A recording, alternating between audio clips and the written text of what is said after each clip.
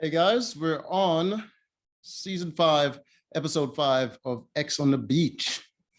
All right, let's just get into it. I believe last time we had Ray, Rannon, and Mike going to the beach to see whose ex is going to be showing up. All right. First one to come out is Ray's ex right here. Nicole, Ray's ex. I believe it's the girl that he said was his best friend that he hooked up with.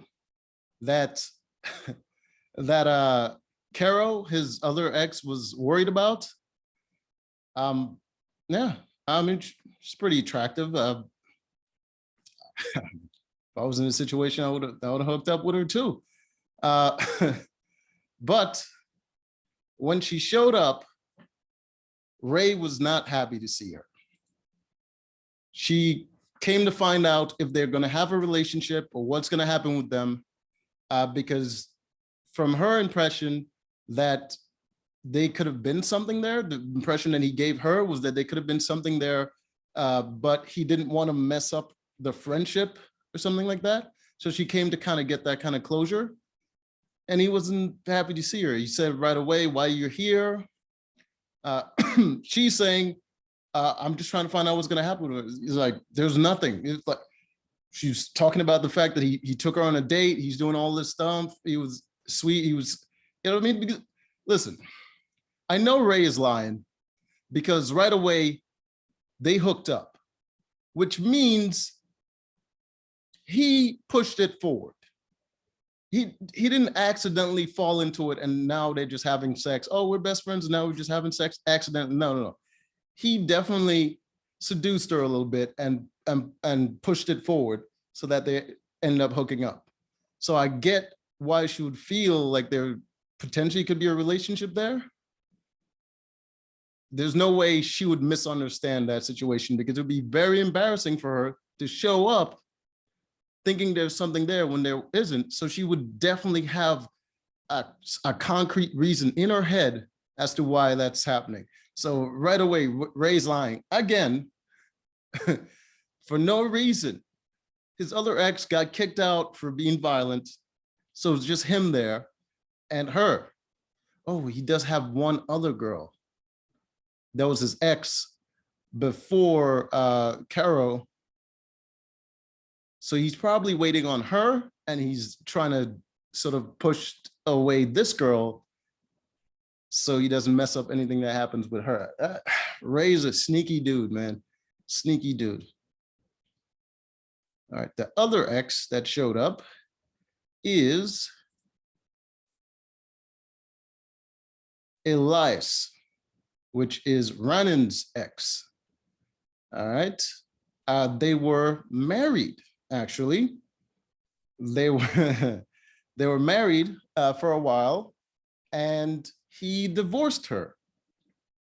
He filed for divorce, divorced her, and they were best friends after that. Even though after he divorced her, they were best friends after that. And then she stopped talking to him, and he's here to find out what's going on with that. It just kind of sounds a little weird. It's like, you divorced her, you didn't want to be married to her, you're best friends, and now you want to find out what's going on because she, like, I don't know what's going on with this guy. So he shows up. She was very angry to see him, very emotional. So he didn't really get to speak to her much. Let's see. Right here, as he shows up, he's off screen. He shows up, they're all sitting there. And you can see Ray's still wearing, this guy, Ray. Anyways, he shows up, she's already got her raptor claws all up in the air, already angry that he's there. All right, not happy. Mike is just chilling. None of his exes showed up, so he's loving life. All right. So everyone, they separate, they go to have a conversation. Ryan talks to Elias, and he's trying to find out. He asked her, why did you stop talking to me out of nowhere? What's going on? She mentions that it was some sort of war that was going on, and a lot of people died. And she was hurt because she was going through a bad time in her life because, I mean, obviously people that she knows are dying. And he didn't call to check up on her. So she felt like he didn't care. So she just kind of ghosted him. He's saying he didn't think the situation was that bad because he didn't really watch the news. So he didn't really think anything of it. So I don't know. I mean, I kind of believe him. Like, it seems kind of weird. He also talks about the fact that he's dating other people too, and that's his ex-wife, and just sort of like a best friend sort of situation, a good friend sort of situation.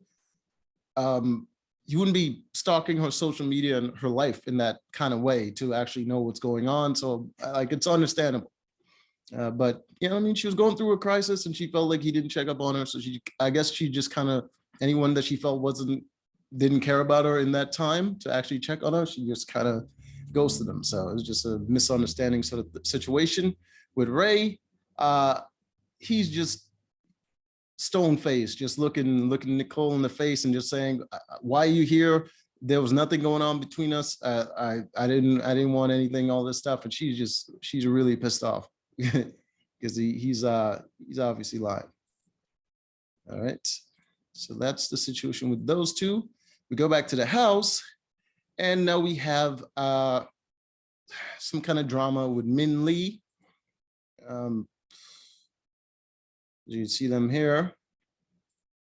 Min Lee and Jamar, they're kind of flirting, cursing at each other. What kind of ridiculous stuff they're doing. They're pretty much side characters at this point. I don't really care, but hey, there they are talking, and Min Lee feels she doesn't explicitly say it, but she definitely feels alone because no one likes her. She doesn't have any friends. She doesn't have anyone to really talk to. So her idea how to fix that was to make friends with, what's her name? I forgot her name. What is her name? I just had it. Jamar's ex. God damn it. Devon, right. God. There she is, Devon. All right, so Min Lee's idea is to make friends with Devon because Devon is friends with everybody. She's talking to everybody. Because I don't know, she's just a social sort of person. So so Min Lee wants to make friends with her so that everybody else would like her, I guess. She's just trying to piggyback socially on her train so that other people would like her. So that is her plan. All right. Devon goes up to Nicole and try to get her side of the story from what Ray is saying. From Nicole, she finds out all the stuff about the dates and him giving her compliments and all this stuff and how he led her on. And yeah, just another lie by Ray getting exposed, pretty much. I don't know why he keeps doing that. The dude just can't stop lying. It's just crazy. And yeah, we had another situation where Min Lee put her plan in place. She went to go talk to Devon to sort of start their whole friendship thing. But her approach was she goes to talk to Devon, and instead of talking about their situation and sort of trying to squash whatever beef they have, she immediately just starts throwing freaking Jamar under the bus, talking about how she doesn't really like him and all this stuff, and he's just always all over, and she's just annoyed, and she's sick of him. So she was trying to, I guess, in her messed up mind, she was trying to become friends with Devon by some sort of mutual hatred towards Jamar. But Devon doesn't really hate Jamar. She just doesn't want to be in a relationship with him. So she did that, and Jamar walks into the room, And he wanted to break up the whole conversation because he doesn't want Minli and Devon to kind of be friends because they would just both be against him now. And in order to do that, he starts getting into an argument with Min Lee, and now they're both screaming at each other back and forth. It was stupid, just annoying. All right, so now we move on to Mike. Mike is having a conversation with Eris. You can see him there, and he's talking about how he felt and all this stuff, and Eris is listening to him, and they're kind of back on good terms in a way. I mean, they're kissing and all this stuff, so I don't know why, but she forgive them for all the fuck shit he was doing. So there's that. I don't know. I mean, I don't know. Mike, to me, Mike is a problem individual. After they had the conversation and they sort of made up in a way, his biggest takeaway from the conversation, the thing that he wanted to highlight the most, is the fact that he's so good at speaking. Like, he was just tooting his own horn the whole time, like just a complete narcissist. Like, this guy, I don't know, man. I don't know what's going on with him. And after that, there's a conversation with the whole house. They talked to Elias and Ryan sort of together, and they get to air out their, their beef and whatever is going on. He was talking about the fact that he was always there for her. He felt like they were friends, and that she just sort of ghosted him. And she was talking about the fact that she was very supportive. She even supported him even when he was dating other people. But she felt like when he starts dating other people, he was just like, he wouldn't stick up for her, and he wouldn't say like he wouldn't treat her the same and all this stuff. And his point was, when he's dating someone else, they become the priority over her, and because they're just friends, so he can't really do that. He can't really choose sides in that way, which is understandable and very reasonable. But she was angry because mainly she just doesn't want to admit the fact that she kind of wants to be with him, and she feels a certain type of way when he's dating other people. And she's just sort of trying to push forward the fact that she was supportive. But she was supportive so that she doesn't look like exactly how she felt, which was jealous. And she doesn't want to admit that. So now there's a whole argument that it's not about what's really going on. And it was kind of stupid. But hey, that's how people are. Sometimes we don't want to be vulnerable about how we really feel. And you do ridiculous stuff like that. And just sort of, yeah, so that happened. And then there was a date between David and Kira, I believe her name is. And because Danny, David's ex, who he was hooking up with, and as soon as she came in the house, and then as soon as Kira showed up, he kind of ghosted her a little bit. She had a conversation with David about what he said and all that stuff. And she said to him, hey, if you want to go talk to Kira, go ahead. I don't care. Do whatever do whatever it is. I just don't want it in my face or something like that. So she kind of gave him the green light to go talk to her. So he goes and he starts talking to her, and I guess they're kind of getting to know each other and all this stuff. And Kira says something that was very interesting. She said, David is not really her type, is not her usual type. But he's growing on her. And she says, because they have a lot in common. And the only thing she pointed out as a thing they have in common is they're both pansexual. That's not something to build a relationship on. That's not a character. That's not a character quality. That's just a sexuality. That's just what you're interested in. It has nothing to do with who you are as a person, really. Just like being tall. It's like that doesn't make you a greater person because you're tall. You know, it's just a feature of your life. So if that's what they have in common, they have nothing in common. It was ridiculous. It's obvious that she's not really that interested in him, but he's the only one really showing interest that she finds physically attractive. So she's just going along with it for now. This girl, Kira, is a sneaky individual. The way she moves and the thing she says, yeah. I just get a bad vibe from her.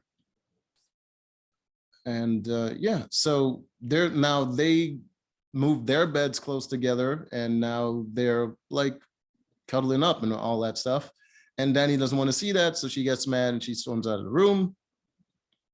Right. Next day, there's more drama with Min Lee and Jamar. All right. Then there's a game, I suppose, that they have to play where people are gonna, I guess they get, each person gets a minute to sort of air out their grievance with the other person that they have in the that's in the house. So the first ones to go was Danny, right here, Danny and David. And Danny spoke about how she felt about David seeing Kara now and all this stuff. And yeah, I mean, I get her point about how he went about things, but she did kind of give him the green light to see Kara and all that stuff. And now she's mad about it. She's really mad about what he did in the first place, but she didn't want to address it at that time. So now she's kind of addressing it now after the fact, after she already told him everything is fine. And now she's kind of going back and airing her grievances again. It doesn't really work that way. You sort of air it out the first time, then sort of patch things up. You don't patch things up and then air out your grievances. It just doesn't make sense. But yeah, I mean, she still feels a certain type of way, and he's still going to be seeing other people, and she's still going to be mad if she's still in the house. So it's not a good idea. All right. So we get that. The next ones to go was Eris and Mike, I believe. Okay, was it Eris and Mike? I think so. No, it was Nicole and Ray. This one was kind of stupid because, see them right here. It's kind of stupid because Nicole just kind of explains how she felt about what Mike did. And I guess Mike was confused about the exercise. He was supposed to repeat back what she says to him to show that he understands and he was listening, and he couldn't repeat it because he really wasn't paying attention to what she was saying. But after 3 tries, he was finally able to repeat it back. So that's kind of funny, but hey, that's Ray for you. So that happened. He didn't really have any grievances with her. She didn't do anything to him. So have much to say. Next ones to go was Mike and Eris, finally. Mike and Eris, and Mike talked about how he felt, how he wanted. He was talking about how he wants his relationship to Eris to be about him and her, and not her paying attention to the whole house and not paying attention to him. There was a lot of projection going on in what he was saying. He was basically calling her an attention whore and a narcissist, which is what he is. I think he's competing with her a little bit for attention because people like her more than him, and he doesn't really like that. He wants to overshadow her and kind of be the center of attention. But like between the two of them, she's the most interesting person. So I guess it kind of rankles his ego. It's a weird thing where he wants to be the one that's in control and the one that's the center of attention. And I guarantee you that's why he wants her to be more vulnerable so that he has more control. It, it's not a healthy situation. All right. The next ones to go was Elias and Rannon right here, as you see.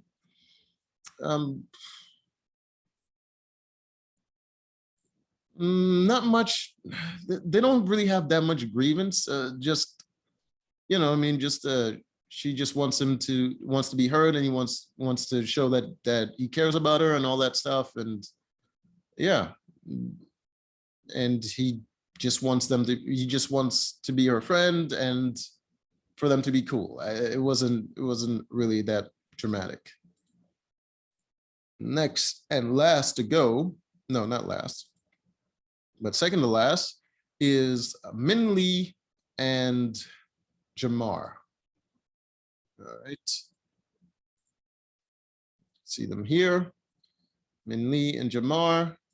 And it just basically turned into them just yelling at each other, and they're not really doing the exercise correctly. And Jamar aired out how he felt about, basically, he was going through a hard time in his life, and Min Lee wasn't really there for him. All she wanted was sex.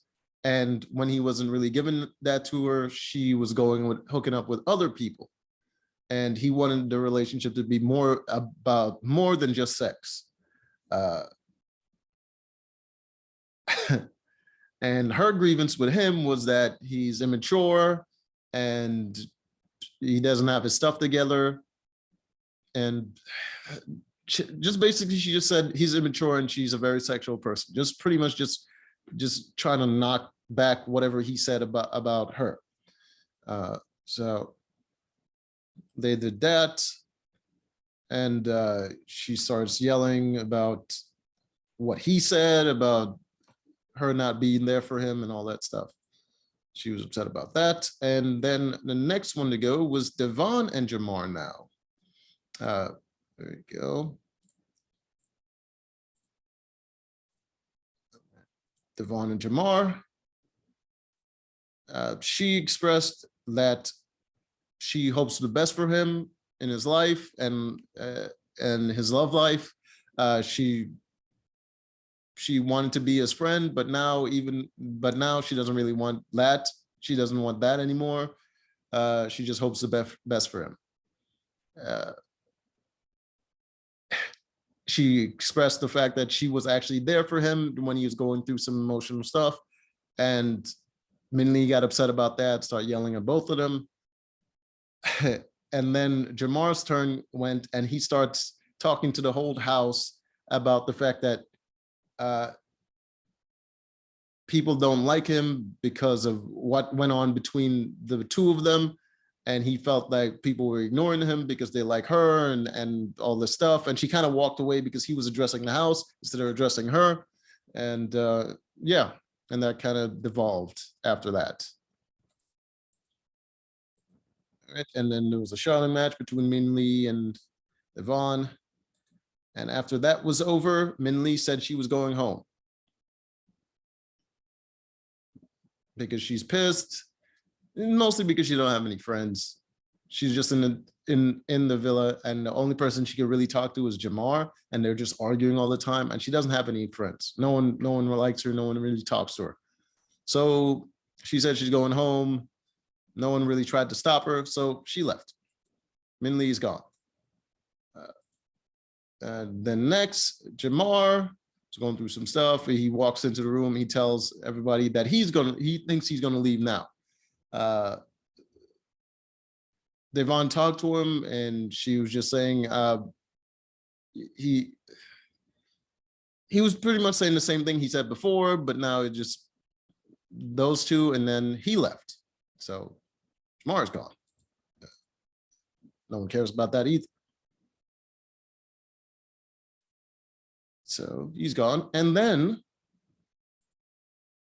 dude Bryce over here, Bryce, the invisible man that showed up the same time as Kara, no one thought about or even noticed, is here chatting up Nicole, Jay's best friend and kind of ex. Yeah, so he's, you know, he's doing his thing over there, chatting her up. She's you know, receptive to it. Like I said, as soon as I saw Bryce, I knew he had that. He's that kind of guy that has that mouthpiece. He could talk his way into some undies, but yeah, he doesn't really look like a ladies' man, but he's definitely a chatter. So he's doing this thing, and yeah, she's eating it up. Right. The lads have come to the end of the episode, and it's time to go to the beach. The first one up to go to the beach is Elias, who just came into the house. He's going to go down to the beach. Second one to go is Ricky. Ricky going down to the beach. Who was the third? Devon and Devon as well go down to the beach. All right. As soon as we get to the beach, the episode ends with Ricky's ex showing up. So we'll address that on the next episode. So until next time.